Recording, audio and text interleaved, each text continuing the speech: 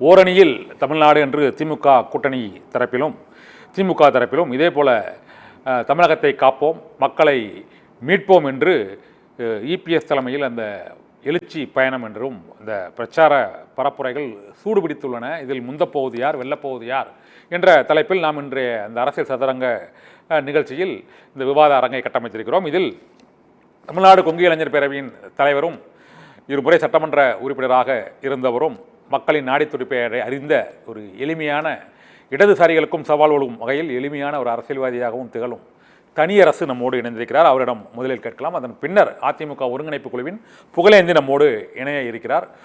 முதல் கேள்வி சார், இந்த ஓரணியில் தமிழ்நாடு மற்றும் மக்களை காப்போம், தமிழகத்தை மீட்போம் என்று இருவருமே திமுக கூட்டணி தரப்பிலும் இங்கே அதிமுக தரப்பிலும் இந்த பயணம் தொடங்கி இருக்கிறது.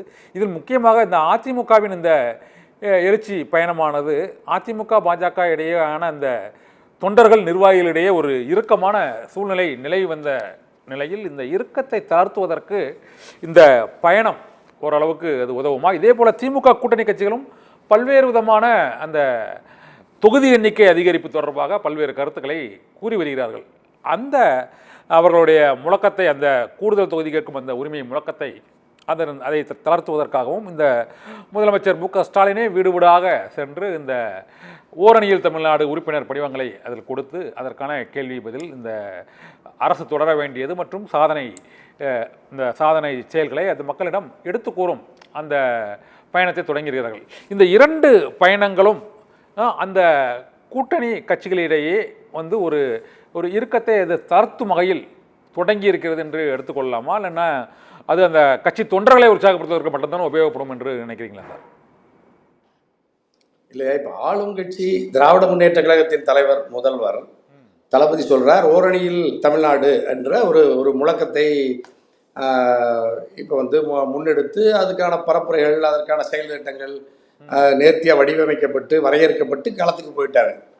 அப்போ அவர் இப்போ நீங்கள் தேர்தல் பிரச்சாரத்தை ஒரு ஆளுகிற கட்சி 2026 தமிழ்நாடு சட்டமன்ற பொதுத் தேர்தலுக்கான பரப்புரையை போலவே இப்போ அரசு நிகழ்ச்சிகளையும் அதே மாதிரி அங்கங்கே நடக்கிற கட்சி நிகழ்ச்சிகளையும் வலிமைப்படுத்தி தேர்தலுக்கு தயார்படுத்துகிற முனைப்பான பணிகளை திட்டமிட்டு செய்து வருகிறார் அப்படிங்கிறது இப்போ நம்ம அப்பட்டமாக களத்துக்கு வந்துட்டாங்கிறத நம்ம உணர்றோம்.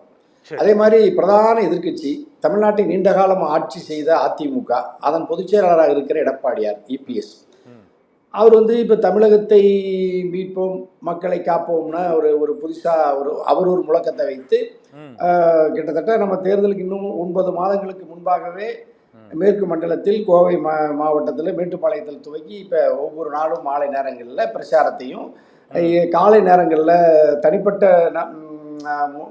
பொதுமக்களை சாலைகளில் வியாபார வணிக கூடங்களில் சந்தித்து குறைகளை கேட்பது அல்லது வாக்குறுதிகளை தருவது போன்ற பிரச்சார திட்டத்தை வகுத்து அவர்களும் களத்துக்கு போகிறாங்க. அப்போ நம்ம இருதுருவ திராவிட அரசியலுக்கான ஒரு முனைப்பு நம்ம இங்கே பார்க்க முடியுது. பரவாயில்ல, ஒரு ஜனநாயகத்தில் 2 கட்சிகள் தத்தமது கட்சியின் வெற்றிக்காக அடுத்த தேர்தலில் மக்களை தயார் செய்வது, வாக்காளர்களை கவர்வது அப்படிங்கிறதுல நமக்கு ஒன்றும் மாற்று கருத்து இல்லை, தவறு இல்லை, நம்ம அது இயல்பானது தான். ஆனால் கூட இது ஒரு 9 மாதத்துக்கு முன்பே பிரச்சாரங்கிறது இதுவரை இந்தியாவில், தமிழ்நாட்டில் இது முன்னெப்போதும் இல்லாதது.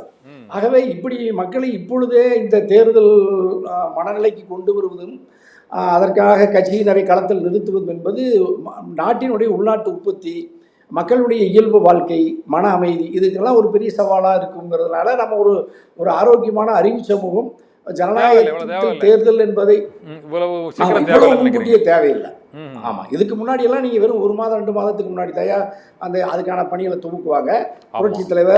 புரட்சி தலைவி அம்மா, முத்தமிழறிஞர் கலைஞர் இருக்கிற பொழுதெல்லாம் அதிகபட்சம் ஒரு 2 மாதங்களுக்கு முன்பு துவக்குவாங்க. சில நேரங்களில் தேர்தல் அறிவிக்கப்பட்டு வேட்பாளர்லாம் அறிவிக்கப்பட்ட பிறகு கூட கூட்டணி எல்லாம் மாறுறதெல்லாம் பார்த்துருக்கோம், பெரிய வியப்பா இருக்கும். ஆனா இப்போ நாளெல்லாம் நம்ம விவாதிக்கிறோம், அரசியல் கட்சிகள்லாம் களத்துக்கு போறாங்க, பெரிய அளவில் செலவு செய்து ஆடம்பரமான பிரமாண்டமான கூட்டங்களை எல்லாம் நடத்துறாங்க. அதுதான் ஆளுங்கட்சியும் எதிர்கட்சியும் அவர்கள்ட்ட பொருளாதார வசதி இருக்கிறது, அமைப்பு பலம் இருக்கிறதுனால இதை 2 பேருமே செய்யறாங்க. ஆனா இதுல முந்த போவது யார் அப்படின்னா, நீங்க திராவிட முன்னேற்ற கழகத்திற்கு இருக்கிற கூட்டணி வலிமை.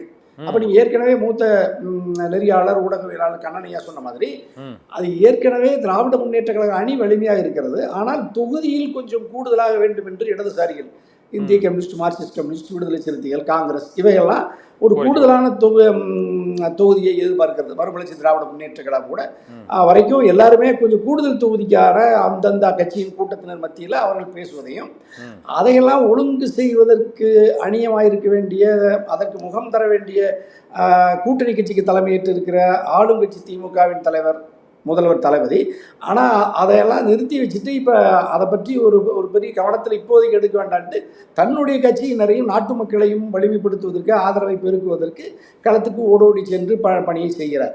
அப்போ இதுவரைக்கும் முதல்வருடைய ட்ராக் ரெக்கார்டு அப்படின்னு பார்த்தீங்கன்னா, அவர் புரட்சித் தலைவர் அம்மா மறைவுக்கு பிறகு ஏற்படுத்தப்பட்ட இந்த கூட்டணியில் யாரையும் சிந்தாமல் சிதறாமல் தொடர்ந்து அனைத்து தேர்தல்களிலும் இந்த கூட்டணி தொகுதிகளை பகிர்ந்து கொண்டு களத்தை சந்தித்திருக்கிறது. சந்தித்த தேர்தல் களம் அனைத்திலும் பெரும்பான்மையாக வெற்றி பெற்று இருக்கிறது.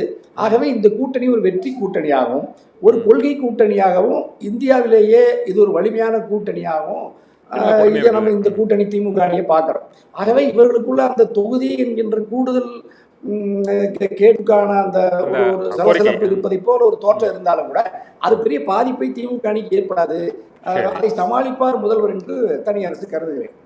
அதே மாதிரி நீங்க எடப்பாடி தரப்புல அந்த பாஜக அதிமுக கூட்டணி உறுதியான பிறகும் கூட அவர்களுக்குள் இந்த கூட்டணி ஆட்சியா அல்லது தனித்த ஆட்சியா அல்லது அதிமுகவினர் தான் முதல்வர் ஆவார் என்று அமித்ஷா சொன்னதனால் எடப்பாடி தான் முதலமைச்சரா என்கின்ற கேள்வியை கூட எழுப்பி நம்ம ஒரு விவாதத்தை நடத்துறோம். ஆனா இதுவரைக்கும் அமித்ஷா கூட்டணி ஆட்சியா, ஆமா, இதுவரைக்கும் நீங்க அமித்ஷா இதுவரைக்கும் கூட்டணி ஆட்சியா அல்லது தனித்த எடப்பாடியினுடைய ஆட்சியான்னு இதுவரைக்கும் சொல்லல. அதற்கு மாறா எடப்பாடி தான் முதலமைச்சரான்னு சொல்லல.